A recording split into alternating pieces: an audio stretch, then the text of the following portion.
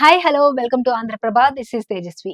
ఈ మధ్య మహేష్ బాబు, విజయ్ దేవరకొండ, అడవిశేష్ వంటి హీరోల సినిమాల ప్రమోషన్స్ కోసం చేసిన ప్రత్యేక యాడ్స్ లో నటించిన యూట్యూబర్ నిహారికను ఇప్పుడు హీరోయిన్ ఛాన్స్ వరించింది. హీరో అధ్వర్య నటించే కొత్త చిత్రంలో యూట్యూబ్ ఫేమ్ నిహారిక హీరోయిన్ గా ఎంపికైంది.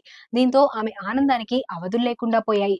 కామెడీ రీల్స్ చేసి వాటిని సోషల్ మీడియాలో షేర్ చేసి మంచి గుర్తింపు పొందిన నిహారిక ఇప్పుడు అదర్య సరసన నటించే అవకాశాన్ని దక్కించుకుంది. కొత్త దర్శకుడు ఆకాష్ భాస్కరన్ రూపొందించే ఈ చిత్రాన్ని లైకా ప్రొడక్షన్ నిర్మించబోతుంది.